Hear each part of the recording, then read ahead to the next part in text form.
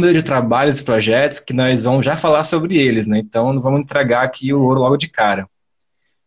Para quem está assistindo pela primeira vez a live, saiba que nós temos um canal, tanto no Instagram como no YouTube, e esse canal tem conteúdo que nós já fizemos anteriormente, tem material do primeiro encontro cearense de pesquisadores do ensino de história, o SEPE, e essa live é a quarta live dessa série de lives que tem como um grande tema norteador a divulgação científica em ciências humanas e a aprendizagem histórica. Então, nós que trabalhamos com ensino de história, nós estamos sempre na atuação política nessas duas vertentes, seja a divulgação científica em humanidades, né, especificamente a história, seja se preocupando com a aprendizagem histórica, com os usos, com a divulgação, com os significados dessa aprendizagem histórica em múltiplos contextos, né?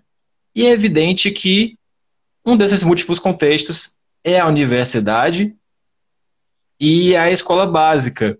E é interessante quando a gente tem pessoas que, como a professora Ana Carla, fazem várias pontes entre a universidade e a educação básica, né? E é por isso que eu tenho a honra de receber a Teu minha tá amiga. cortando um pouco.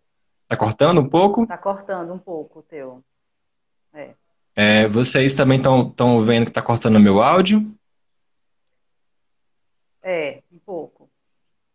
Tá. Tá me Não sei ouvindo? se eu tô te ouvindo perfeitamente bem. Pronto. De qualquer maneira, se você perder uma parte dessa live, não puder ficar até o final, você pode acessar nosso canal do YouTube. O link na minha bio pessoal tá no link aqui do GT de Ensino. Então você pode também, né, assistir segunda-feira, perfeitamente. As pessoas estão colocando aqui, Ana Carla, que não está cortando o sinal para elas. Pode ser um pouco a sua conexão. De qualquer Tá, maneira, eu vou tentar mudar aqui. eu desde já quero fazer aqui uma propaganda, né, antes que a gente possa começar a live de fato, que é a propaganda do nosso canal do YouTube. Estou falando disso por quê? Porque a gente sabe que o YouTube tem condições e ferramentas para que nós possamos fazer uma live de maior qualidade, fazendo um streaming através de um outro canal, alguma outra forma de levar diretamente para o YouTube.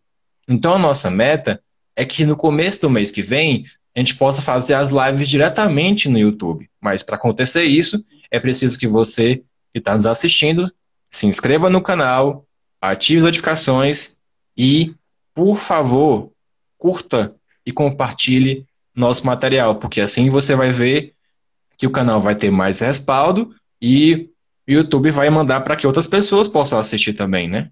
Pessoas de outros canais ligados ao ensino de história, que estão fazendo, por exemplo, lives sobre o ensino de história, como nossas amigas Vitória e Marcela, que estão tocando um brilhante projeto chamado Bate-Papo sobre o ensino de história. Nós vamos ter, por exemplo, a Marcela Albani aqui no dia 23, daqui a 2 sábados. Então, eu estou falando aqui nem os YouTubers, né? Curta, compartilhe, ative notificações, né? Ativa lá o sininho. Eu estou começando a me acostumar com esses termos. Brincadeira à parte, Muito bem. a gente tem aqui é, é, um momento propício para, entre aspas, fazer propaganda de coisa boa, né? E acho que a minha amiga Ana Carla, ela é a grande propagadora de coisas boas ultimamente no ensino de história aqui no estado do Ceará.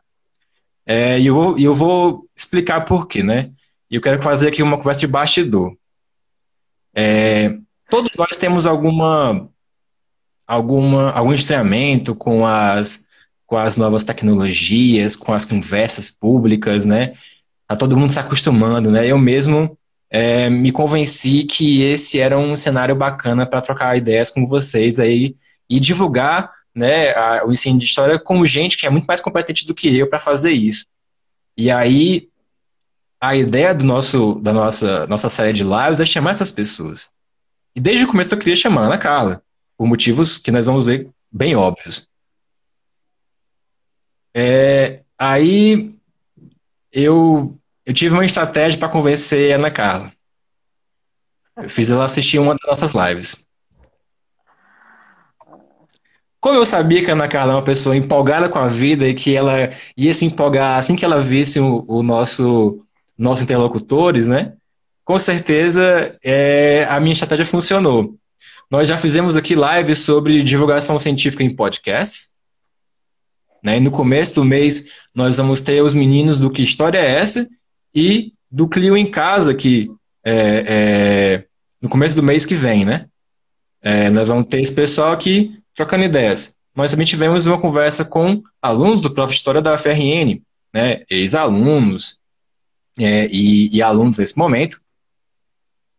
E nós tivemos na última semana nada menos do que Cristina Meneghello, que está envolvida em um cenário de projetos, assim como a Ana Carla, está envolvida, por exemplo, com o Prof. História, com a Olimpíada de História e com a divulgação científica. Então, a pessoa mais indicada para segurar a marimba depois da crise era a própria Ana Carla, que também está envolvida com um cenário de trabalhos e projetos com ensino de história. Então, professora Ana Carla Sabino Fernandes, por favor, se apresente, né? Melhor do que ninguém, a pessoa que estava falando, né, comigo, que se apresente, quem você é, o que você estuda e como é que você está divulgando a história por meio do seu trabalho. Tá certo. Bem, todos dá para ouvir bem? Ok? Sim. Então, boa tarde, pessoal. Com muita alegria que eu participo desse programa, dessa live. De fato, o Ridson contou uma história real, né? Mas eu me rendi, estou me rendendo a esses contatos, é necessário, é importante, né? Mas antes, então, o meu melhor boa tarde vai ser que vocês leiam o que está atrás de mim aqui. Está um pouco difícil para ler, porque está espelhado, mas é uma frase tão marcante, importante, que todos vão se esforçar em entender, para entender. Então, que essa frase, essa música, essa poesia do Belchior, a felicidade é uma arma quente, possa realmente ser uma bandeira de luta e de força para todos nós, e principalmente para os professores e estudantes, certo? Que estão vivendo, passando por momentos bem difíceis. Então, eu sou a Ana Carla Sabino, professora do Departamento de História da UFC. Eu sou coordenadora do LEA, que é o Laboratório de Ensino e Aprendizagem em História, e também coordenadora do grupo de estudo de ensino de história, do GEPE, e do Prof. História, certo? Prof. História UFC. Então, a minha apresentação básica será essa, né? No decorrer da conversa, vocês vão me conhecendo melhor, com certeza.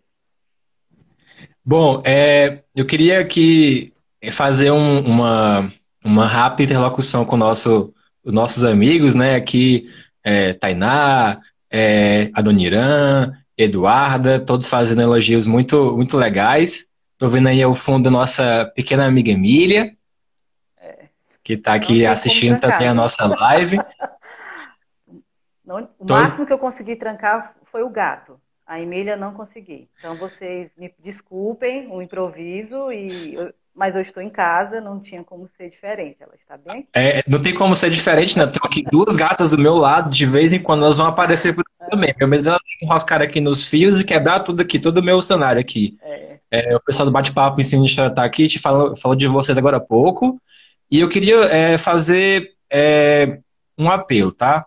É impossível que nós façamos a interação com todos os comentários, porque diferente do YouTube, onde você pode clicar no comentário e ele aparecer de maneira evidente para todo mundo ver, no Instagram é uma confusão de informações.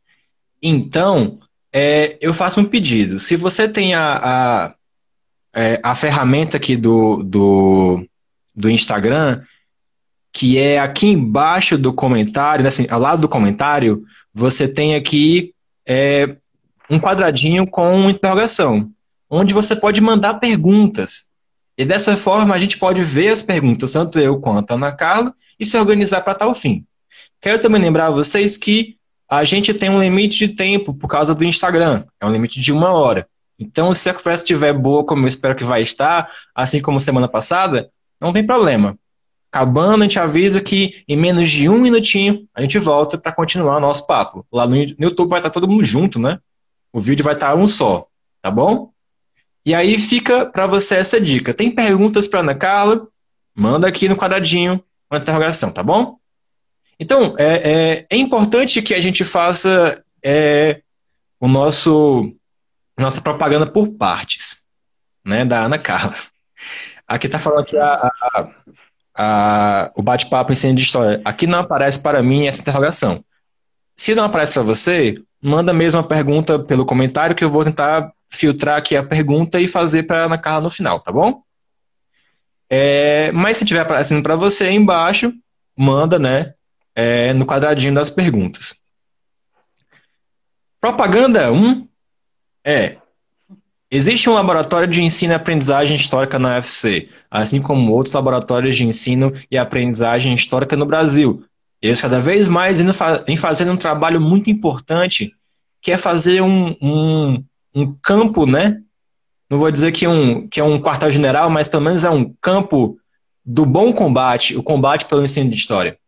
Nesse combate, materiais didáticos de diversas épocas, é, resquícios ou até mesmo produtos finais de trabalhos de conclusão de curso sobre os estágios ou sobre práticas docentes, o Brasil inteiro vem tendo espaço nesses laboratórios. E a UFC, desde 2015, tem um laboratório e eu queria saber da Ana Carla como é que você entende que o LEA, o UFC, ele é um espaço de divulgação científica em história. Tudo bem. Então, aproveito para mandar um abraço para todo mundo logo, antes que no final eu vou fazer isso, mas eu estou vendo os comentários, né? E estou com muita saudade das pessoas que estão escrevendo aí e do próprio laboratório, certo? Enfim, mas vamos lá, senão eu vou me emocionar e não dá certo. Pessoal, o laboratório, o LEA, ele esse ano completa 5 anos e ele é um projeto, um projeto de história, certo? A favor da história, do ensino de história.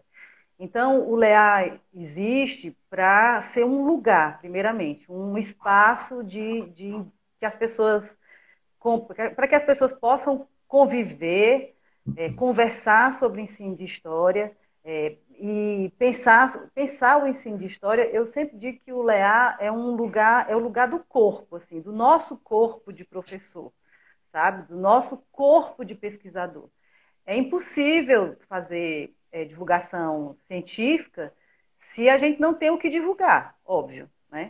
Então, o laboratório, ele é um espaço para a construção desse pesquisador, dessa pessoa que vai produzir e vai divulgar, certo? Vai produzir saberes, produzir estudos, investigações, principalmente na área de ensino de história e relacionada à sua formação docente. Então, o LEA é o lugar do corpo, ele é um espaço físico, ele existe, e existe de uma forma muito bonita. Eu sempre tive cuidado de que ele, junto com outras pessoas, né, junto com bolsistas, com pessoas que hoje, eu não vou falar nomes para não deixar ninguém de fora, mas com pessoas que hoje ainda estão participando do laboratório, do grupo de estudo. Então, o LEA, com participação dos professores, do Departamento de História, certo? Participação, apoio. Então, eu falo muito por mim, mas é um grupo muito grande que até hoje compõe o laboratório, né? Mas ele é um lugar de existência, assim, para a nossa existência, que a gente possa experimentar novas possibilidades de estudo, né, com relação ao ensino de história, tanto que nós temos um acervo que foi um acervo de uma biblioteca muito boa, que foi doada por professores, livros antigos, manuais didáticos também, coleções minhas, né, muitas enciclopédias antigas e tal, mas o laboratório, a característica dele, como todo laboratório, é um local para produção, né, para a criação de novos registros, de outras possibilidades de documentos. Então, ali a gente tem, e aí um acervo interessantíssimo de trabalhos escolares. O Ridson é um parceiro muito grande do nosso laboratório, junto com os seus alunos, com a sua escola, que doou uma série de trabalhos, de atividades de estudantes, de projetos, né, para que a gente possa, os estudantes que estão em formação, né, os estudantes de história que estão em formação, possam verificar, possam perceber como o aluno aprende história, né, e o que é que ele pode ensinar quando ele ensina história. Então, essa é a pergunta-chave do laboratório. O laboratório, não, eu falo bolsista, para ficar mais claro aqui no diálogo, mas todo mundo sabe que quando bota o pé no laboratório, primeiro, não sai mais. E segundo, que são pesquisadores, certo? São pessoas pesquisadoras. Então, o papel do laboratório, ele foi acontecendo, sabe? Ele foi acontecendo porque os professores foram incorporando o laboratório às suas disciplinas. Eu sou também professora dos estágios, coordenadora dos estágios. Lá a gente tem o acervo dos relatórios, um arquivo, acho que um dos poucos arquivos de relatórios de estágios docentes, certo? Em história. Então, a gente tem isso de um tempo para cá, de 2012, mais ou menos, até hoje, né? E aí essa divulgação, ela se propaga dessa forma, com esse compromisso em tornar público a nossa principal função, certo? Que é o ensino de história, que é a aprendizagem em história. Então, acho que a gente pode fazer muito mais, assim, precisa divulgar muito mais e muito melhor. Eu estou muito disposta a fazer isso, assim, mais no sentido dos ambientes virtuais e tal, né? A gente tem um site, mas precisa movimentar. Então, tem essas peculiaridades de formas de comunicação, mas olha só, o LEA existe. Ele existe enquanto lugar, ele existe enquanto matéria, ele existe enquanto um corpo e é ocupado. Isso que é uma das coisas mais importantes, né? Eu sou suspeito para falar do LEA. Eu sou suspeito para falar do LEA porque eu estou envolvido com o LEA desde o começo. Eu atuo como um dos muitos co-coordenadores desse maravilhoso projeto. Eu tive a honra de levar alunos da graduação, alunos da escola, para visitar o laboratório. Toda vez que eu posso fazer isso, eu faço quando eu ministro um minicurso na UFC.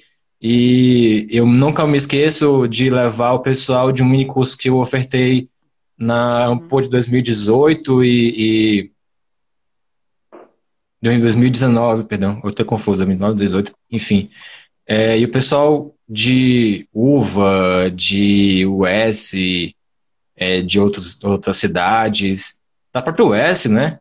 Eu fui formador do PIBID, né, História US, e eu fiz questão de levar o pessoal do PIBID para conhecer o laboratório, né, e se engajar no laboratório, tanto é que alguns dos meus orientandos de graduação, que são da US, eles conhecem e atuam no laboratório em todas as suas frentes, como o GP, né? Estou vendo aqui que a Cris Meneghella entrou. Ela estava preocupada que ela queria assistir a live de hoje, não sabia como é que ela ia fazer isso. Val Menezes, minha amiga, também entrou aqui. O pessoal está entrando, que eu não pude saudar ainda, né? Aproveito e saldo agora o professor Germano, meu orientador, né, de doutorado e mestrado, também está aqui. A Marcela estava nesse minicurso, verdade, Marcela. Estava nesse minicurso. Então, para mim, falar do LEA é falar de um lugar de memória afetiva e de formação docente no estado do Ceará. E acho que esse espaço cada vez mais vem se consolidando. Aí eu falei do laboratório e do PIBID, porque a Ana Carla Sabino atua em todas essas frentes. PIBID já atuou, residência pedagógica, os estágios. Então, o espaço do LEA acaba sendo um espaço entre outros espaços em que a professora Ana Carla Sabino atua como formadora de professores de história. E aí, eu queria que você, num exercício meio de memória afetiva e de formação profissional que você também tem ao formar professores, né? Numa retrospectiva mesmo, de falar, né, da sua experiência nessas formações, PIBID, residência, cada vez mais a gente tem as pessoas que formam professores de história atuando nessas frentes todas, né? Porque é preciso atuar nessas frentes todas. Essa experiência, ela é rica, ela é bacana e acho que todo mundo merece ouvir um pouco dela. Certo. Não, a gente.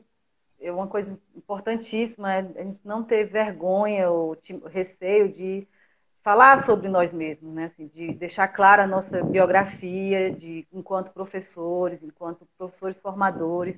E isso é algo que está muito ausente nos registros de documentação e tudo mais. Mas essa é uma outra conversa. Eu queria só aproveitar, já que a gente está falando do laboratório, e dizer, primeiro, mandar um abraço grande. Nós estávamos iniciando um projeto em fevereiro, março, né, no laboratório, que era um projeto voltado para um acervo de revistas que nós tínhamos. Nós recebemos muitas doações. Eu acho que essa questão das doações é um exemplo de como, é um feedback, né, assim, de como essa divulgação científica ela está acontecendo através do laboratório. É incrível como professores da educação básica, que nem foram os meus alunos, nem passaram pela UFC, mas que sabem que existe e se sentem à vontade assim, para doar os seus materiais, os seus livros, os livros didáticos, né, que eles já usaram, que não estão mais em uso, enfim. E cadernos, a gente recebe muitos cadernos de história, que eu peço também muito, eu sou uma pidona, né? Todo mundo me conhece com relação a isso. É E verdade, os viu? estudantes entregando os seus cadernos para a gente poder ver o que é que eles copiam quando eles estão lá copiando do quadro, do que o professor está falando. E também enciclopédias. Foi impressionante, assim, da virada do ano passado para cá, a quantidade de enciclopédias que a gente recebeu, de famílias, de ex-alunos, assim. Isso requer uma análise, um estudo que a gente vai acontecer. Então, nós estávamos iniciando um projeto que era para dar conta desses acervos de revistas, enciclopédias que nós ainda não tínhamos tocado. Aí eu aproveito para mandar um abraço para a Laís Matos, para a Maria Daniele Cândido, para a Júlia Lira e para o Samuel Viana. E para a professora Cláudia, que é a coordenadora do curso de História, que nós coordenamos esse trabalho junto. E é um trabalho também de articulação com o laboratório de informática. Olha só, a gente ainda tem dentro Que do bacana. departamento de História um laboratório de informática. Mas a nossa ideia é transformá-lo num laboratório mais conceitual, na perspectiva de um diálogo com a história digital, né? Essas relações com a história digital. Enfim, só para deixar isso, sinalizar essas pessoas e dizer que do que a gente estava iniciando nesse início, no fevereiro, e teve que interromper por hora, né? Então, é, o, é, dessa, eu iniciei na universidade como professora efetiva em 2014, em janeiro de 2014. Aí, então, passou um filme mesmo assim na minha cabeça, depois que o Ritson fez esse convite, e eu fiz a minha própria linha do tempo, sabe? Assim, uma cronologia dos meus envolvimentos e do que eu produzi, né, com relação a essa questão do ensino de história, porque a minha dissertação e a minha tese de doutorado não é sobre ensino de história. Não é sobre ensino de história. Eu sou uma pesquisadora de ensino de história que se fez e está se fazendo, aliás, junto com o laboratório. Uhum. Então, o laboratório também foi pensado para mim, certo? Eu tive essa preocupação comigo mesmo, tá? Eu precisava me ver dentro de uma real situação de ensino, de docência e aprendizagem em história dentro do departamento, e era necessária a construção, ou reavivar o laboratório de ensino de história, que já teve as suas temporadas de existência, né? Mas não do formato como a Uhum. gente tem hoje. Então aí foi, em 2015, o laboratório, também o grupo de estudo. No mesmo período, eu já assumi o PIBID, né? Era coordenado pela professora Kênia, que desde 2011, e eu assumi, então, em 2015, e fiquei até mais ou menos 2017, final de 2017. E o PIBID foi uma experiência incrível, porque eu, eu pude desenvolver, então, experimentar, né, junto com os bolsistas. Era um grupo pequeno, ainda bem, assim, nós tínhamos 12, era o mínimo de bolsistas, e nós desenvolvemos um trabalho interessante que era sobre, eu estou até, deixa eu procurar aqui que eu destaquei, um instante, lá do PIBID. Eu realmente escrevi aqui, viu, um texto sobre todas essas coisas. Deixa eu ver, PIBID 2015. Então, nós desenvolvemos um projeto coletivo que os alunos tinham as suas ações, seus planejamentos individuais com os professores, certo? Os professores supervisores, como chamavam, mas nós desenvolvíamos um projeto coletivo, de aprendizado coletivo, né? Porque a ideia sempre foi, nós vamos aprender uns com os outros. Nós vamos aprender com o professor da escola, que vai aprender comigo, que vai aprender com vocês, e essa ciranda ela tem que acontecer. Então, era uma forma também de deixar claro a referência, assim, o quão importante são os saberes dos professores que estão dando aula, que estão na escola, né? Então, na época era o Liceu de Messejana, o colégio, na escola Liceu de Messejana, a escola Liceu do Ceará e a escola César Carlos, né? Todas as escolas do ensino médio. Aí nós desenvolvemos um projeto chamado Epistemologia e Aprendizagem Histórica, a elaboração de instrumentos de pesquisa para a compreensão dos saberes discentes acerca da história e dos saberes para a docência em história. É um nome bem grandão. Mas qual era o propósito? Os alunos, né,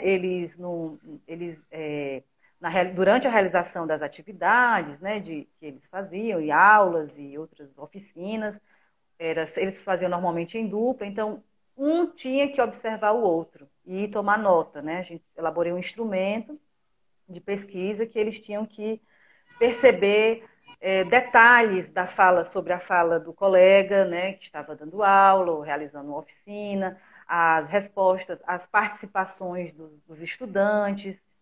E então a intenção era analisar o conteúdo, por que aquele conteúdo ele de fato era importante, precisava ser ensinado, e como é que os alunos estavam aprendendo, se sensibilizando, se aproximando dos conteúdos, dos propósitos da aula, né? Isso e foi bom, foi bem interessante, eu acho que rendeu bastante, uma série de materiais, né? E todo esse acervo do PIBID, então a gente deixou no laboratório. Então o laboratório ele acaba centralizando, como eu estava envolvida com tudo isso, né? E eu sou uma estudiosa de arquivos, todos sabem, né?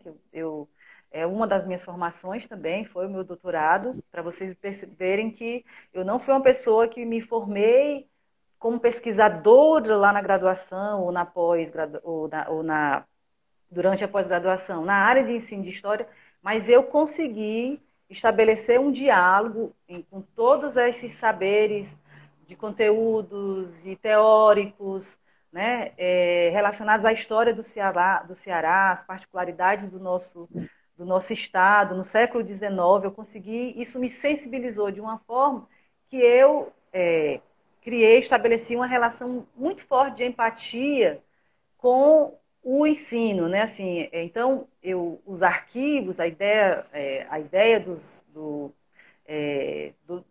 que fazer arquivístico, né? Da importância dos arquivos, dos acervos para a nossa sociedade, é algo que bate na minha cabeça até a todo momento, até hoje, e aí o laboratório virou também esse espaço de acumulação, de acervo para estudo, né? E então eu uso de toda a minha habilidade de arquivos e para ensinar os outros também e para fazer tudo isso. Então, esses instrumentos estão de análise, estão no acervo do LEA, né? Assim como outras coisas também. E aí, só para fechar essa parte PIBID, eu vou, então, e aí eu mando um abraço para todo mundo, né? Foram muitos alunos, porque foi de 2015 até final de 2017, mais ou menos assim. E aí um outro momento muito bom foi quando a gente foi estudar, fazer um trabalho no arquivo público, né?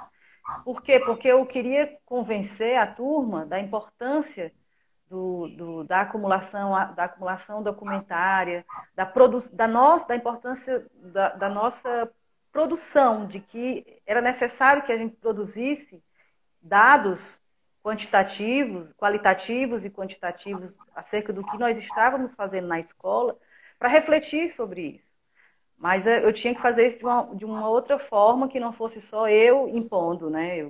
Vamos para o Uhum. arquivo, vamos ver os documentos, vamos lá no começo, lá no século, não é bem o começo, mas assim, um momento marcante da nossa trajetória arquivística, que é o século XIX. Então a gente desenvolveu um trabalho no arquivo público, era uma turma muito boa, e aí estudando a gênese documental, sabe? Assim, desde a letra, o tipo de letra, os elementos tipográficos, de selos e transcrições, enfim, desde a produção do papel até o conteúdo, que eram conteúdos relacionados aos ministérios do Império na época. Então, tem uma longa conversa com relação a isso, é um projeto bom. E aí os alunos, depois de transcrever, se envolverem, alguns nunca tinham nem tido essa experiência, já estavam já bem no quinto, sexto semestre. Então, eles Uhum. escreveram textos perfeitos, assim, muito bons. Eles mesmos, a ideia é que eles produzissem conteúdos, eles se sentissem capazes de produzir dados, informações históricas que pudessem ser ensinados. Então, e o grupo todo fez um texto sobre seca, sobre imigração, sobre a construção das linhas da linha férrea no Ceará, isso no final do século XIX, né? E foi uma experiência marcante para mim, marcante para todos eles, né?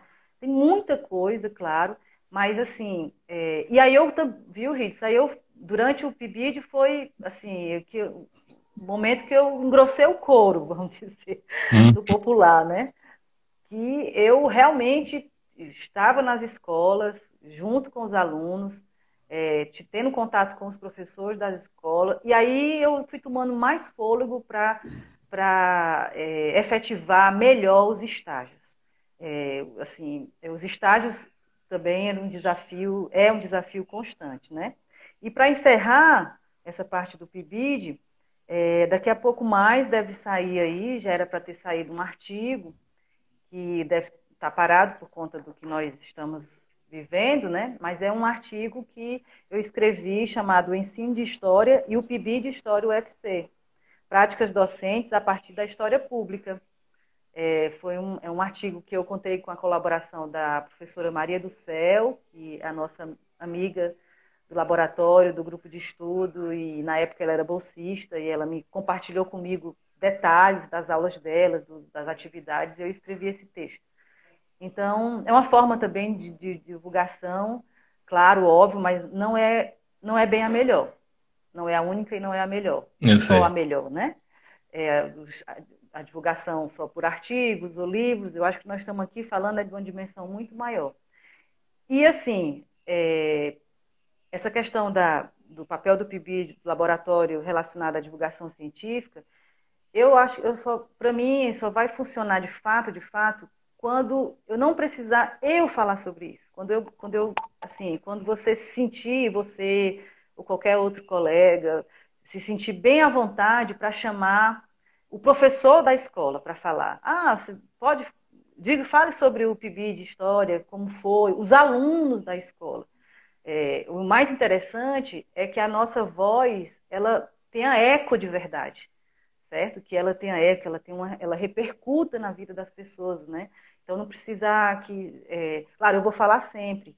Eu tô aqui, eu preciso falar, mas a gente precisa ouvir também, mesmo essas pessoas com quem a gente trabalha, né? Então, Uhum. e olha só com relação à escola Liceu de Messejana, aí eu quero mandar um abraço muito especial para o professor Jorge. E só lá no Liceu foram, eu acho que uns 6 anos ou 7 anos, se não foi mais. Então, não é possível. que a gente não tenha criado vínculos. E nós criamos, mas aí eu vou contar de outra forma. Só para fazer uma interlocução, né, com o pessoal que está fazendo comentários aqui no nosso chat, a professora Meneghello, ela mandou uma pergunta muito interessante que tem a ver, acho que conectando, né, as experiências que você tem tido com o PIBID, estágios, LEA e o próprio trabalho de arquivo, né? Eu acho que é uma pergunta que une todos esses aspectos, que é a seguinte: tem um projeto para digitalizar cadernos de alunos e anotações de professores? Eu não entendi aqui. Enfim, resumindo, né? Tem um projeto para digitalizar cadernos de alunos e anotações de professores? Exemplo, É uma... como os trabalhos dos alunos lá que eu desenvolvi com, por exemplo, a ficha do personagem histórico ou outras atividades como da professora Eveline, né, com seus alunos, enfim. Sim. Uhum. Certo, ótimo. Tem, inclusive, talvez ela, ô Cristina, professora Cristina, um abraço enorme para você. E então, tem, né? A gente, primeiro nós queríamos que o acervo existisse, né? E começasse a aparecer. Sempre foi uma ideia, essa coisa. É um dos projetos do laboratório que se chama Caderno de História, vocês sabem. Assim como conversas paralelas, assim como os relatórios, assim como nós temos um acervo de mapas, que não são mapas didáticos, entre aspas, ou relacionados à cartografia escolar, que também é um projeto, mas o pessoal que está no laboratório agora, eles deverão fazer isso mais adiante, assim que a gente Uhum, puder voltar, né?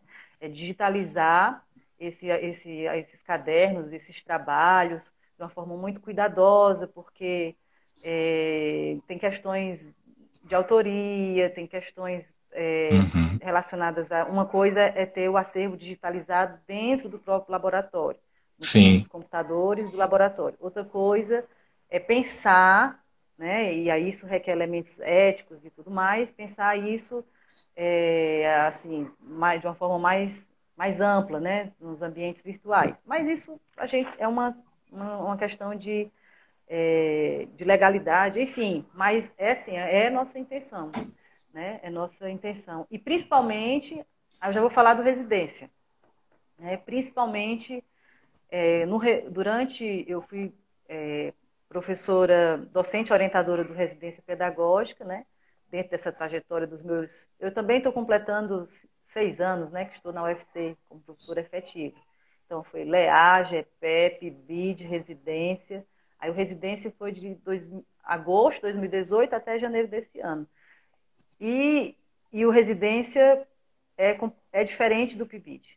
É diferente do PIBID. Na verdade, nós tentamos criar uma identidade para o residência pedagógica em História. Não foi fácil, não foi fácil para mim, não foi fácil para os professores e não foi fácil para os residentes, e muito menos para os alunos. Uhum. Porque a proposta principal era que os residentes, os estudantes de História, boa parte da carga horária deles era para dar aula, era regência de classe. Então, alunos que nunca tinham entrado em sala de aula, começaram a ter que fazer isso com uma série de atribulações, né, que todos nós temos e eles também tiveram, mas, de modo geral, todos se saíram muito bem. Foi muito desafiador, acho que merecia uma conversa só sobre residência pedagógica, até porque agora, nesse novo edital, ele foi completamente distorcido, bem distorcido. É tanto que eu não estou mais. Né? Eu preferi não continuar com o programa, porque não tinha mais sentido, enfim. Mas aí o residência pedagógica, como os alunos eram 24, mais ou menos 24 residentes, né? Muita gente, imagina, é quase uma turma, eu tinha uma terceira turma de alunos, né? Então, eles continuaram nessa minha proposta de arquivo escolar, certo? Aí a gente foi mais além, certo? Eu acho que a gente foi mais além.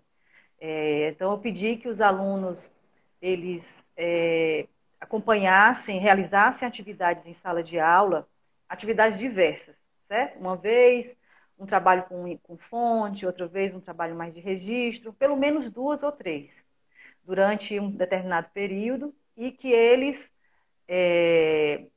eu fizesse um tipo de avaliação que eu, muito pautada nas perspectivas da aprendizagem histórica do Hilsen, mas também da didática da história de um modo geral, das observações da Isabel Barca, certo? Com relação às concepções de jovens e adolescentes, aula oficina. Eu elaborei um instrumento também que eles tinham que fazer uma avaliação mais apurada, qualificada de cada aluno, acompanhando pelo menos 3 atividades que eles realizaram. E assim, a preferência é que não fossem provas, nem parcial, nem bimestral.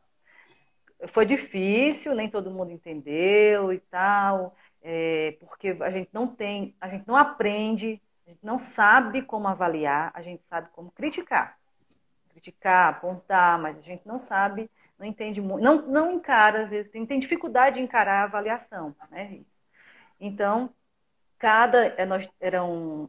então nós construímos, eles construíram, e isso é mérito total dos bolsistas, dos residentes, eu só coordenei, dos professores, eles aprontaram o que a gente chamou de dossiês, né? Então, para cada aluno, a gente, imagina, uma turma de 40, 45 alunos, um primeiro ano, então cada aluno foi avaliado, teve o seu dossiê, né, apontando elementos favoráveis à interpretação histórica, à escrita da história,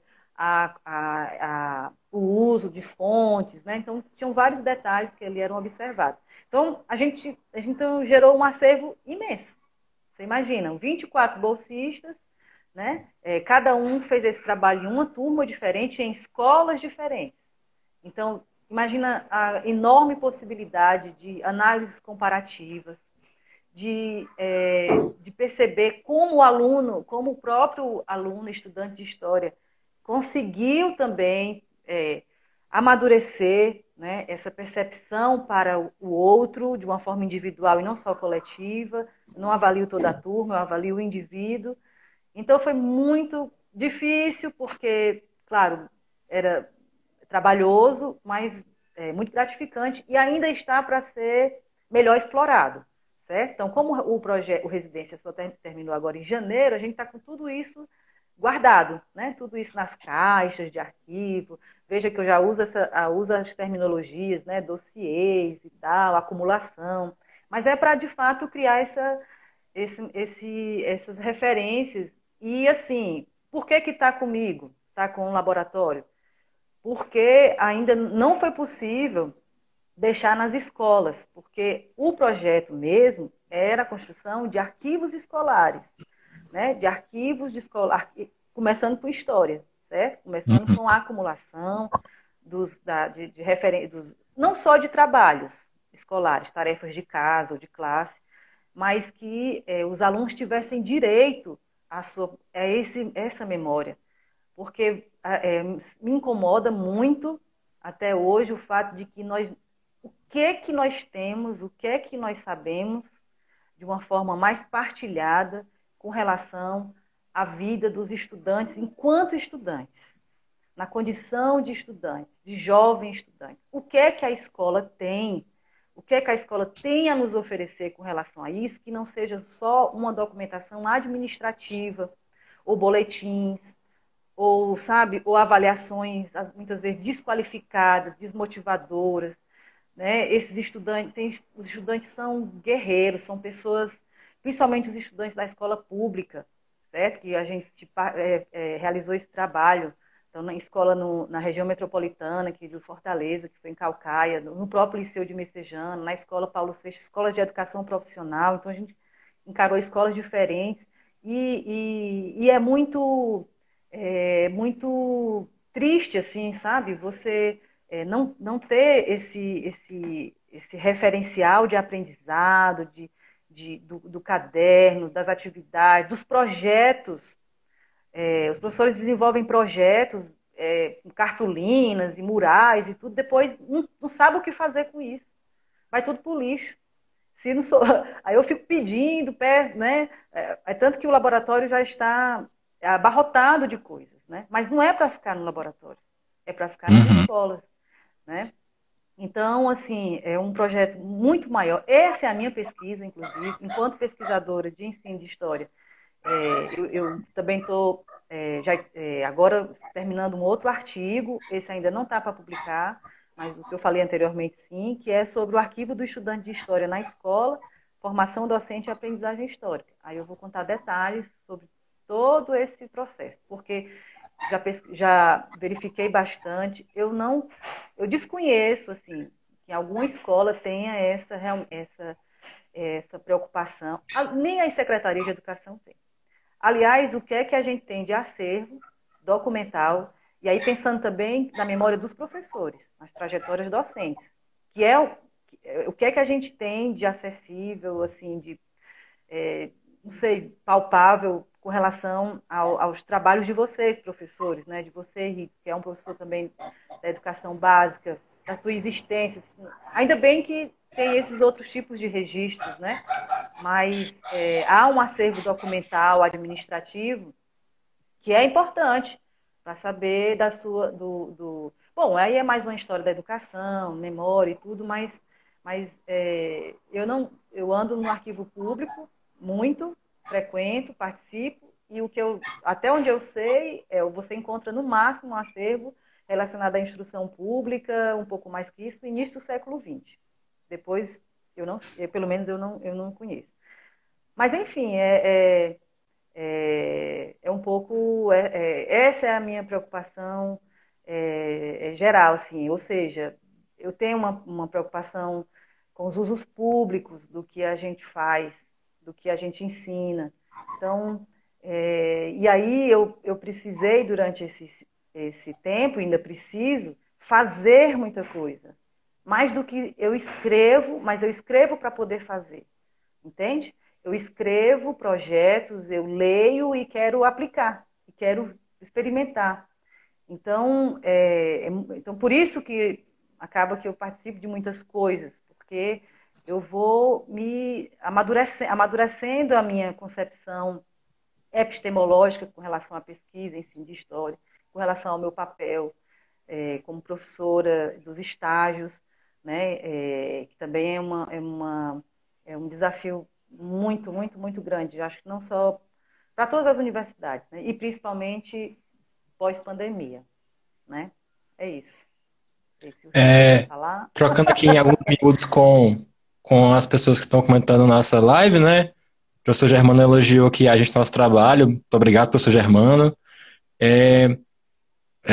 Claro, teve uma série de outros comentários aqui muito bacanas, inclusive trocas de referências, né, entre a professora Cris e a professora Marcela Albaine aqui no perfil do Bate-Papo do Ensino de História. O seu tio, né, Ricardo Ariá, está aqui nos assistindo, né? Grande abraço. E Beijo. o perfil da pós de ensino de história aqui da Unicet, e um pessoal que estão trocando. A Maria do Céu está aqui também nos assistindo, a Bruna, né? O pessoal que foi do PIBID, do Residência, estão todo mundo aqui nos assistindo. Os nossos futuros convidados também estão aqui nos assistindo, né? Como o professor P.A. Damasceno, né?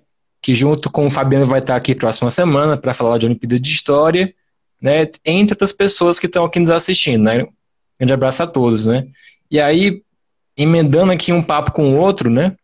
Porque, para quem não sabe, essa aqui parece, né, uma live de amigos trocando aqui uma ideia aqui num bar, coisa do tipo, mas também é algo, né, a se pensar sobre o ensino. Uma coisa não associa da outra, né? Somos amigos, né, e somos companheiros na outra do ensino de história. Você fala de dois pontos que para mim são assim associáveis até demais, né? Por exemplo, pensar o papel do laboratório como um espaço de salvaguarda, né, de acervos, não só de livros, mas também de registros históricos da aprendizagem histórica, né, ao longo do tempo presente ou de outros momentos, né? E acho que a pergunta da professora Cristina Meneghello, ela veio muito a dialogar, por exemplo, com o que outros laboratórios fazem, como o LIXE, como o LEIS, como o laboratório mais conhecido no Brasil, que é o LAPEDU, né? Então, todos esses laboratórios têm tido um trabalho fantástico de fazer com que esse acervo seja acessível, né, a pesquisadores do ensino de história, seja na perspectiva da história do ensino de história, ou da aprendizagem histórica, ou de interseções entre uma pesquisa e outra, né? Ou por exemplo, para pensar na perspectiva do Hilsen, né, de orientação na vida prática, né, em outros momentos que não só o tempo presente, e, e pensar esse laboratório é também pensar, por exemplo, a universidade na sua relação ensino, pesquisa e extensão, né? E aí eu não posso deixar de falar de uma experiência que aconteceu, né, comigo e com o laboratório, para puxar esse assunto para o próximo assunto, né?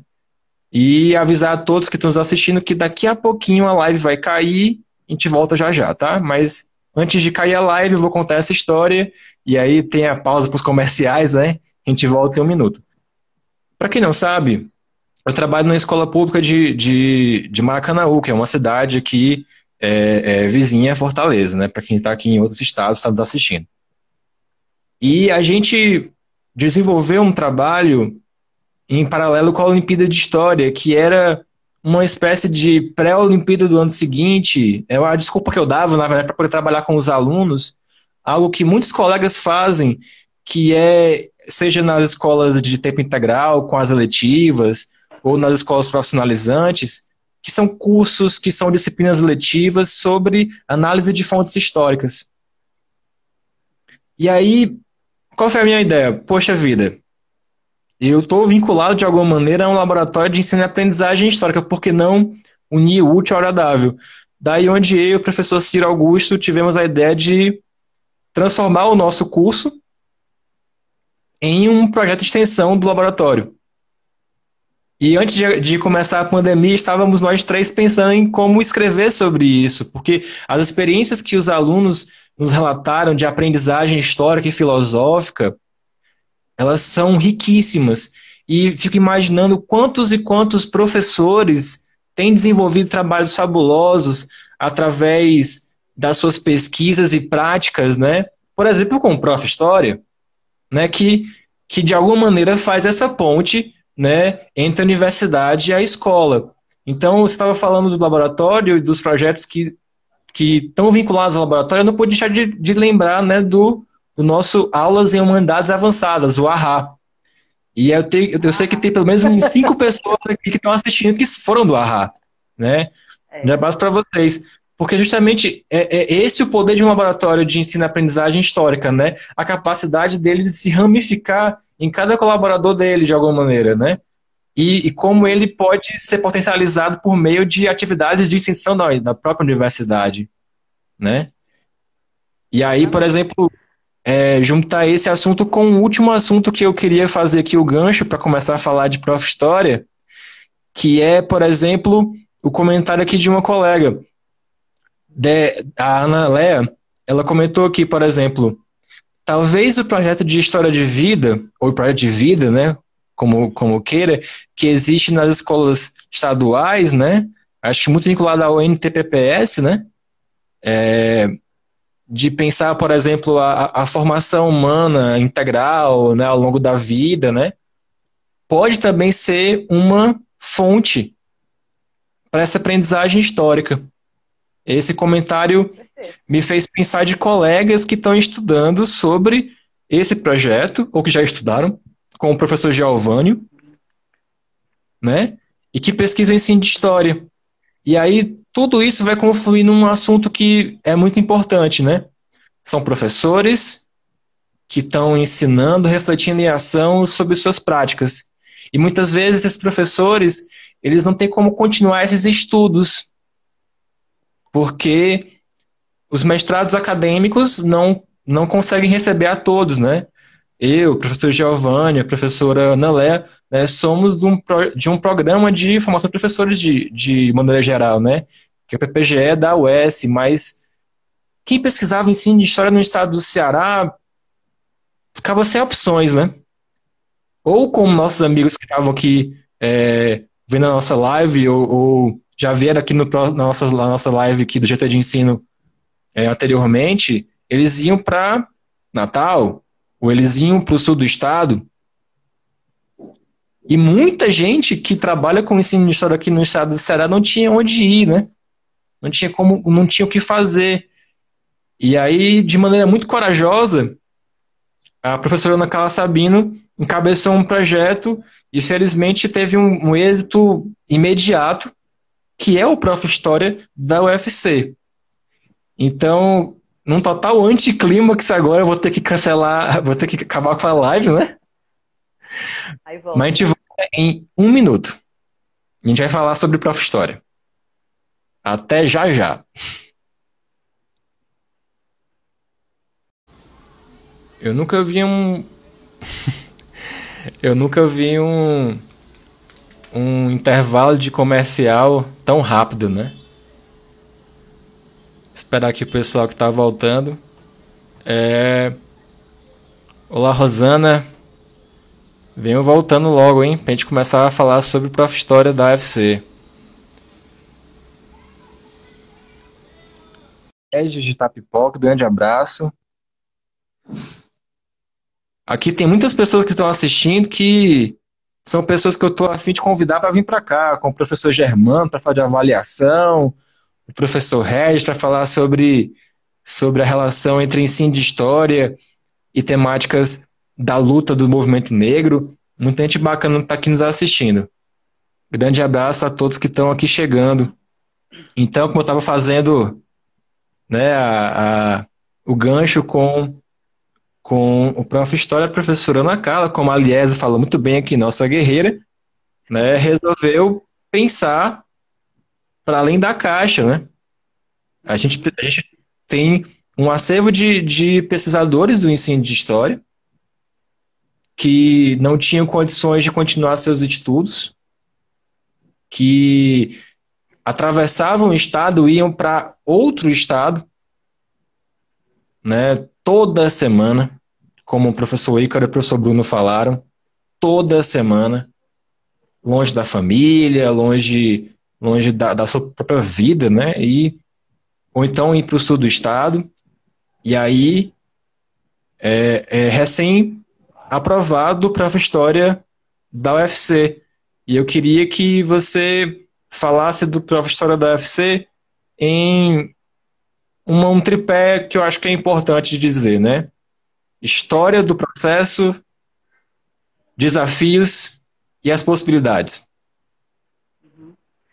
Bem, nesse percurso, né, de laboratório, PIBID, residência pedagógica e os estágios eu sempre fui professora eu ingressei na UFC como professora efetiva para assumir os estágios, assim, como isso era muito claro para mim, ainda bem, porque eu gosto bastante, porque só para falar um pouco dos estágios e mandar um abraço para todos os meus alunos dos estágios, dizer que é um momento de se refazer, que eu tenho que me refazer o tempo inteiro, assim, todo semestre, junto com eles, agradando, às vezes não agradando, porque também é o seguinte, tudo isso foi acontecendo com relação ao ensino de história, porque as pessoas foram acreditando, né? As pessoas foram acreditando, acreditando e percebendo a necessidade da gente assumir mais a licenciatura, da gente ter isso mais claro, ter a escola, a aula de história mais próximo da gente, a relação entre a aula de história,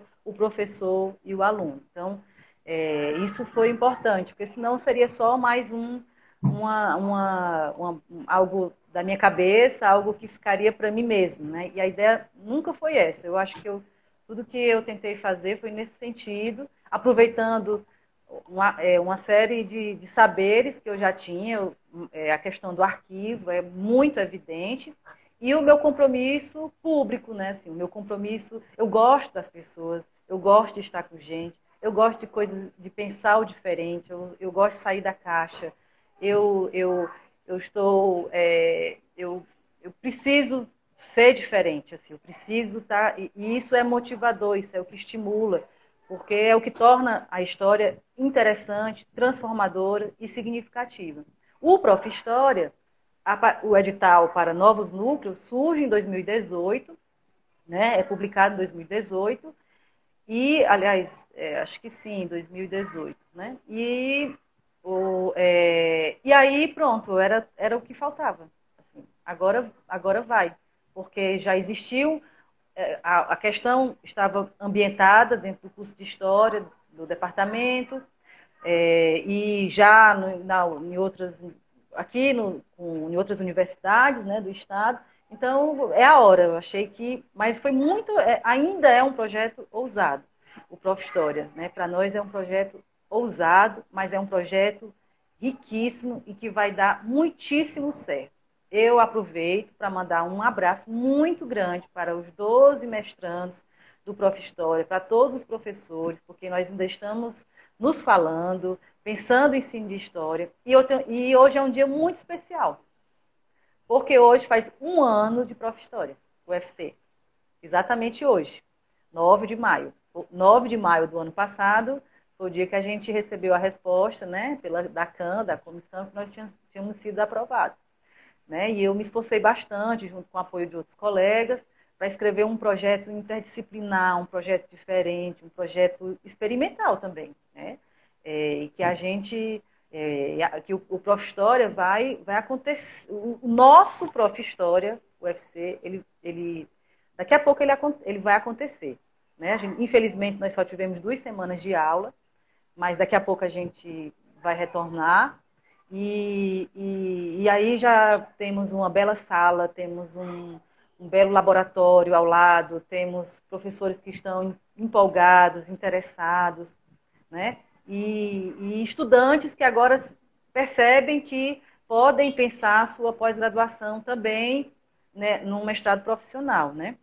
Então, acho que o Prof. História é esse pensar sobre a realidade, né? É o que o Paulo Freire, que todos nós sabemos, coloca bastante, né? Então, esse momento que a escrita desse professor que está na aula vai nos apontar elementos assim de leitura do mundo, né? De vivência, de reflexão, que só eles, que são vocês, professores que estão na escola, que sabem. Eu digo muito isso nos estágios. Né? Eu digo, olha, vocês precisam dar conta da melhor forma possível dos relatórios e do que vocês estão fazendo, refletir sobre isso, pensar criticamente e historicamente, porque é um saber, um acúmulo de saberes que só vocês são capazes de produzir. Eu não estou lá. A minha percepção é outra. E os textos, as referências historiográficas, bibliográficas, elas nos norteiam, trazem experiências, dialogam conosco. Mas nós temos a escola do Bom Jardim, nós temos a escola de Messejana, que são vidas diferentes. São situações diferentes e com professores de uma situação muito particular, que é de cada estado. Né? Então, mas isso vai se tornando cada vez mais uma realidade, mas é uma realidade social, não é uma realidade só de um indivíduo, né? De uma forma bem mais ampla. Então, o Prof. História é isso. Acho que quem vai falar melhor sobre o Prof. História daqui a pouco são os próprios mestrandos, né? Nós já começamos bem, nós conseguimos 5 bolsas, eram só 4, agora, devido ao mérito. Nós fomos, se eu não me engano, o 3º núcleo, instituição associada com a maior pontuação durante a seleção. Aí a gente teve um rearranjo da coordenação nacional, nós acabamos ficando com mais uma bolsa. Mas mérito total desse pessoal aí. Não vou citar nome, mas eles estão aparecendo aí. Né? Eu só fico um pouco orquestrando as coisas. Mas aí eu tenho que fazer essa pergunta porque eu acho que ela é necessária para a gente pensar, por exemplo, o que há por vir, né, num mundo que está se transformando, num mundo que está nos exigindo novas reflexões, num mundo que está nos colocando numa situação total cheque, né, de experiência, né, e fazendo refletir sobre novos paradigmas, né. Nós vivemos um desgoverno. E esse desgoverno do excrementíssimo presidente da República, né? O excrementíssimo tem uma política de necropolítica. Nós temos um governo que tem um Ministério da Educação sendo dirigido por um fascista, de fato. E, e recentemente a gente está vivendo em um momento de total pânico da educação pública, porque quer se colocar a todo custo um, um ensino remoto travestido de educação à distância, sem as menores condições para tal, né, sem ver as particularidades, por exemplo, de acesso das pessoas, mas ao mesmo tempo nós estamos vendo excelentes discussões sobre como pensar a educação nesse momento. Uhum.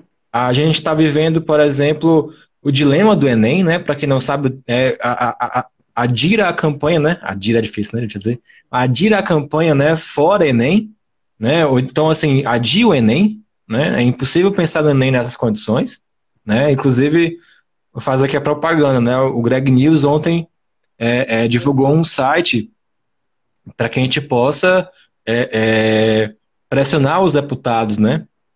Sobre o Enem. Então, fica a dica aí para você ir atrás desse site. Eu vou até falar aqui o site rapidinho, né? Para quem não conhece o site, só um instantinho. Momentos de expectativa aqui. Já encontro aqui, pessoal. Enfim, nós estamos vivendo um desgoverno em todos os sentidos. Então, como pensar, por exemplo, a preparação para os futuros participantes do Prof. História, né? Sem pensar esse contexto. Quando eu falei, por exemplo, em desafios e possibilidades, eu estava pensando realmente no futuro desse importante projeto, né? Então, há umas semanas atrás, a gente estava conversando e veio uma pergunta que era importante, né? Como é que uma pessoa se prepara para uma seleção do Prof. História, né?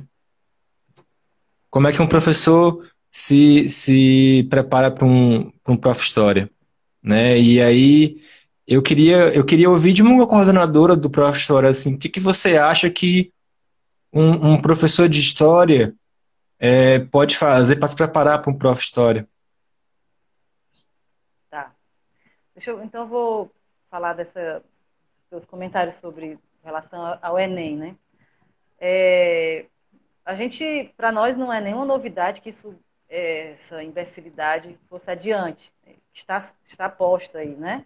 De realizar o Enem diante de tudo isso, essa loucura, confusão que é misturar aula remota, atividade remota, aula online, com EAD, com uma série de coisas que só deixou todo mundo confuso e irritado, né?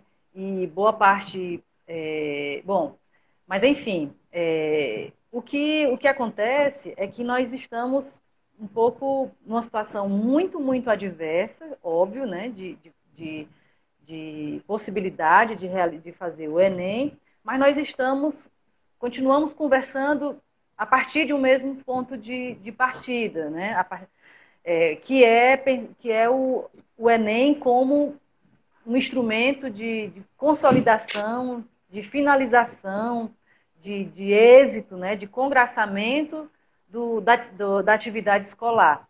Né? Então, assim, se eu não a impressão que eu tenho nessas propagandas ridículas e tudo mais é que, assim, olha, se você não fizer o Enem, você não vai ser só um fracassado, porque você perdeu a chance logo de ingressar na universidade. É como se você tivesse também botando na lata do lixo toda a sua experiência, todos esses anos de escolarização, de escola que você teve, né? E não é bem assim, não é o Enem tem a sua importância, tem o seu valor, etc. Não vou entrar em detalhes, mas ele não pode, não deveria ser o único suporte, assim, o único elemento concreto que o estudante tem para perceber que está fechando um ciclo, né? Que está finalizando um processo da sua vida, né? Da sua vida enquanto desde criança, né? Desde criança até a vida adulta, muitas vezes, né? Então, parece muita frustração, ansiedade em torno disso. Não é só, além, claro, óbvio, da injustiça, né? De você, é ridículo, né? Você não, é, claro que isso não está posto igual para todo mundo, de estudar e tudo mais. E outra coisa, nós estamos falando aqui o tempo inteiro, desde o início da minha fala, eu não teria feito nada e sem que tivesse um professor. Nada. Não existiria PIBID se não tivesse o professor na escola e os alunos estudando juntos e aprendendo juntos, de formas diferentes.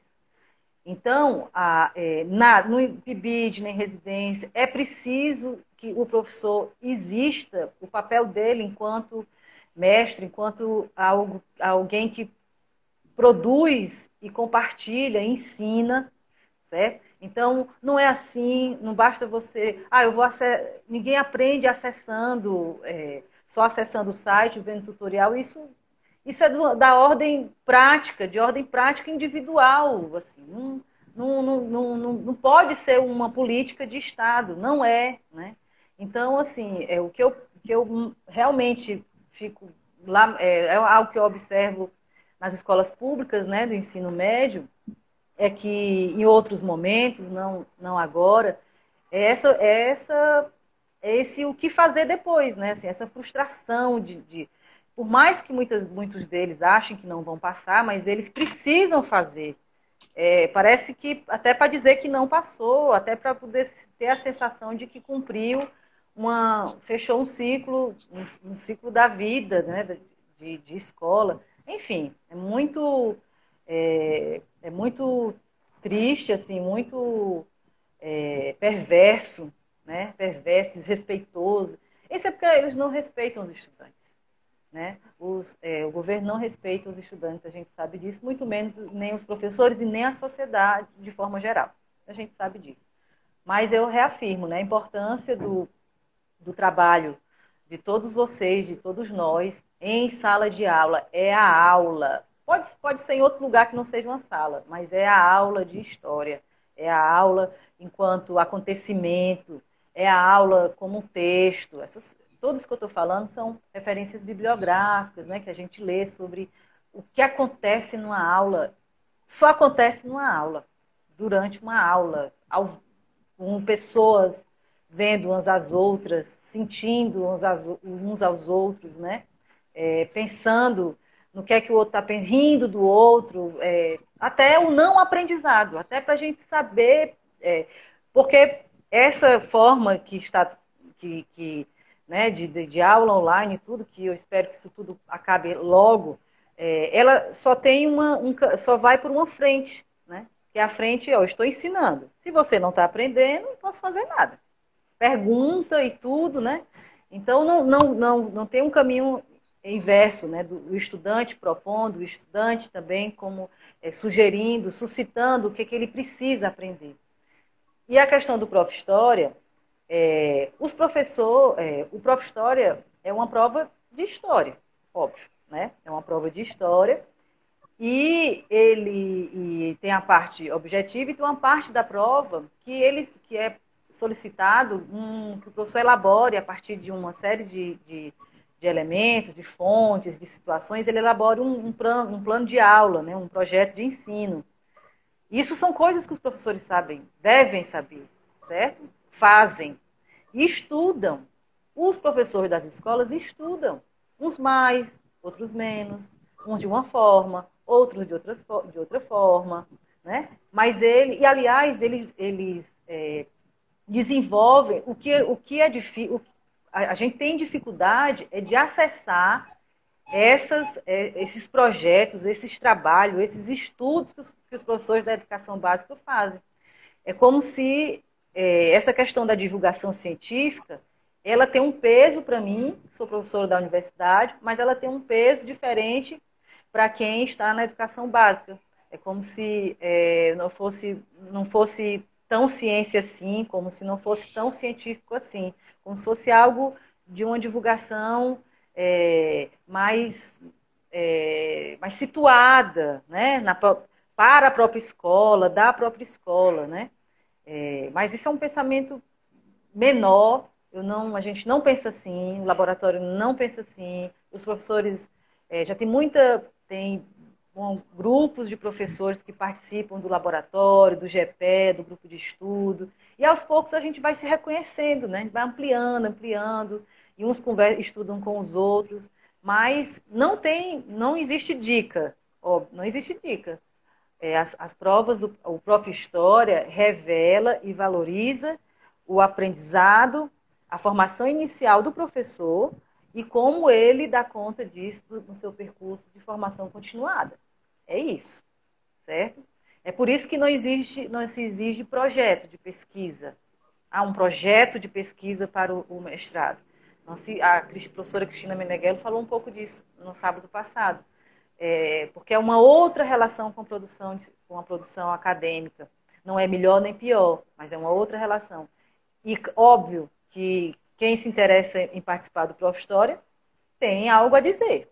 Tem um desejo de estudo, de trabalho, de atividade, que quer entender melhor, quer experimentar melhor, quer compartilhar, né? E tudo isso é respaldado nos aspectos mais legítimos da ciência e da história, certo? Então, eu tenho muito orgulho do Prof. História, dos meus amigos, professores que fazem parte do corpo docente também, né?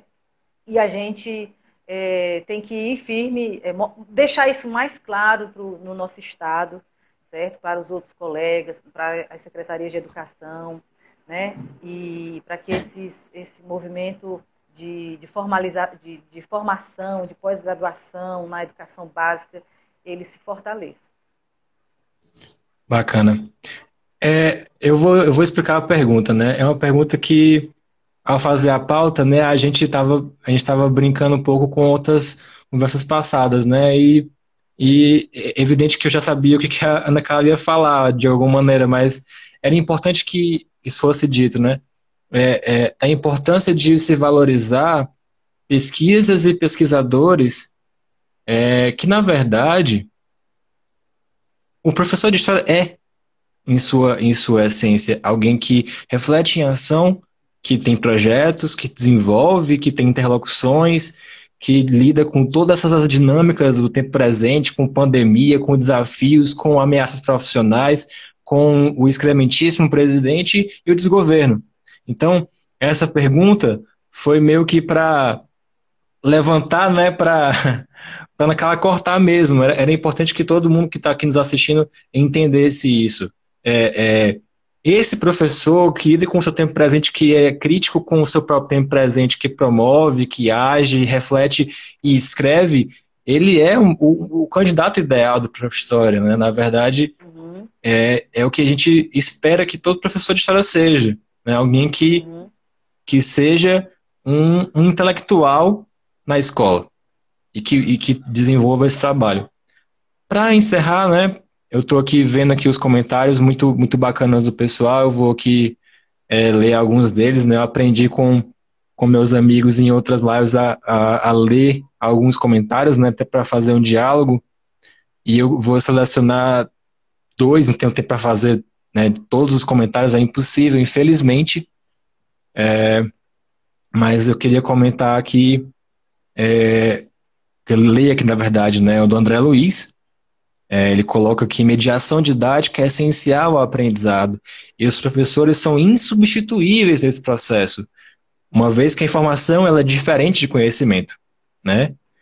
E teve um comentário que eu acho que ele é muito importante, né? E eu vou destacar esse comentário, não é porque foi o Diego, que é o nosso artista, né, que faz os nossos cartazes e tudo mais, né? Tô sempre aqui fazendo a propaganda do Diego, porque, enfim, ele merece, mas é porque o Diego foi aluno do PIB de História UES, né?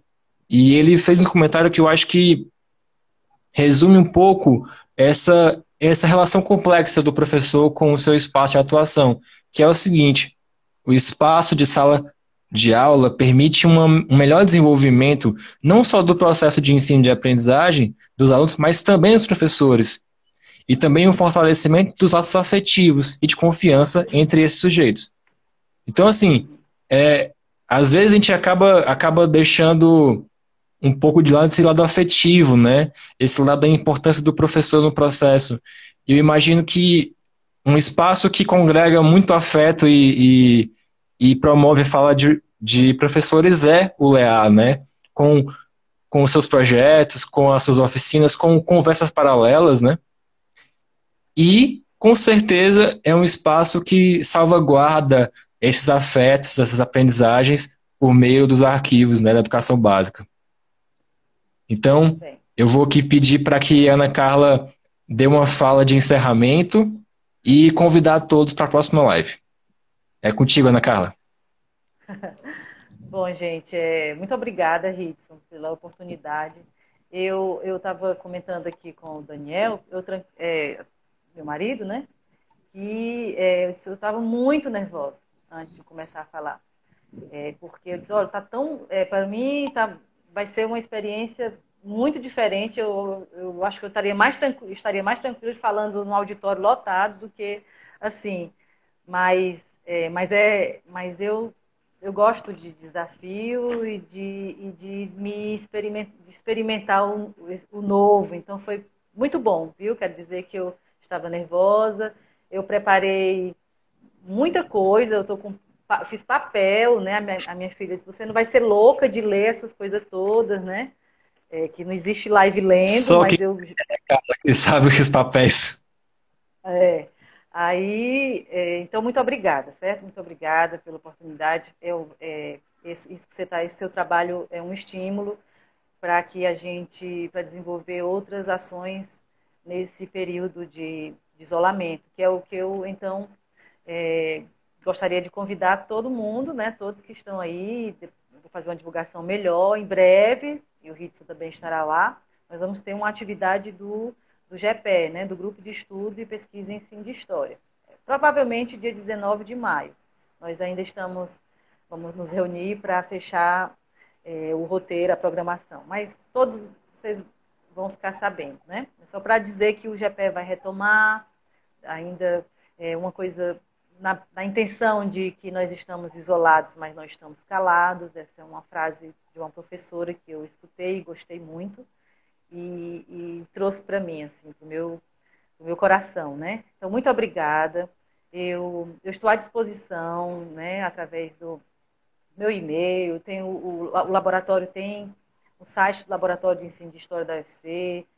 Acho que é fácil me achar, né? Acho que até meu telefone, o WhatsApp está por aí e pode me chamar para conversar, porque eu continuo de vez por outra, quando estou bem, né, quando está tudo bem, nos estudos e pensando na questão da produção de conhecimento a partir dos arquivos escolares, da aprendizagem histórica, né, produção de conhecimento docente e discente.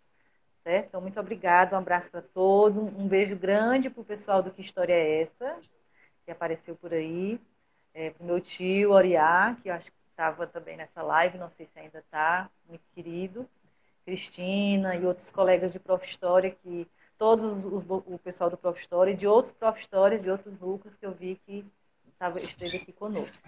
Então, é isso, vamos para frente. Muita coisa para fazer ainda, muita coisa para fazer, para divulgar melhor, para tornar mais acessível para a sociedade. Não é divulgar só entre nós, é divulgar e fazer sentido e tornar necessário, né? Tornar algo que possa ser usado, né? Percebido, certo? Então é isso. Um abraço, Rito. Muito obrigada a todo mundo. Eu também agradeço a todo mundo que está aqui nos assistindo até agora, né? 1h20 de conversa, mas parece que correu em 15 minutos, né? A gente sabe que todo mundo que está nos assistindo, né, infelizmente tem um parente, um conhecido, um amigo que infelizmente faleceu, está doente. Então eu queria encerrar essa live com 3 avisos, né? E um momento de respeito a essas pessoas, né? Infelizmente passamos de 10 mil pessoas, né? saudar, por exemplo, a Carol Maciel, que assistiu nossa live e que infelizmente o pai dela faleceu, e tantos amigos que perderam alguém querido, né? E, e todo mundo que está apreensivo com tanta coisa que está acontecendo, né? Já não bastava o momento que nós vivemos, né? Precisamos de um desgoverno para piorar tudo, né? Quero agradecer a professora Ana Carla e todo mundo que mandou comentários aqui, que mandou perguntas. É, não sei o que está acontecendo, porque parece que só eu vejo a abazinha de perguntas, né? Mas ver se na próxima vez todo mundo consegue mandar perguntas por aqui, né? E, claro, vou insistir. Nosso plano é no próximo mês começar a fazer lives pelo streaming via YouTube, né? Que é muito melhor para a gente poder conversar com mais calma, sem esse negócio de 1 hora, né? Então, para que aconteça isso, por favor, né? Vamos lá. Primeiro passo, acesse nosso canal do YouTube na bio GT de Ensino ou na minha bio pessoal. Segundo, curta, compartilhe, né, os nossos vídeos para que o canal tenha mais acessos. Seja inscrito no nosso canal, ative a notificação, né, para você também ver os novos vídeos. Esse vídeo aqui vai estar segunda-feira. Com certeza você vai querer ver de novo, né, alguma coisa, se perder alguma coisa. E não se esqueça que, vamos lá, próxima semana, olha quem vai estar aqui com a gente, professora Ana Carla. Professor Fabiano e professor Paulo Artamaceno para falar de duas coisas muito importantes. Olimpíada de História, que, enfim, mexe com todos nós aqui no estado do Ceará, e dos desafios que é ensinar na escola pública em tempos de pandemia. Então é uma conversa imperdível, tá bom? Não esquece também de ir lá no perfil do Que História é Essa? Porque eu e Ana Carla participamos, tá? Essa semana tá um bate-papo imperdível, né? E tá bem diferente, para ser bem justo, desse papo de hoje. Então a gente está falando de coisas diferentes lá, mas que se complementam, né, de alguma maneira. Ana Carla, você ia fazer alguma fala? Só também me solidarizar, certo? Com todas as pessoas, com as pessoas que estão doentes e, bom, com tudo isso que está acontecendo e é distópico demais para a gente tentar explicar e mandar um abraço muito apertado, muita energia e amor para Carol Abreu, tá? Queria deixar isso também colocado aqui como você. E aproveitar para agora mandar um beijo, um abraço, deixar registrado meu abraço e carinho publicamente para a Alice e a Emília, que estavam trancadas até agora e estão sendo libertadas. E para o Daniel também, meu marido, né? Certo? Muito, é isso. Um abraço para todos. Bom, um abraço a todos. Até o próximo sábado com o Fabiano e o Paulo Ayrton. E não esqueça de curtir e compartilhar o nosso canal no YouTube. Grande abraço, até a próxima.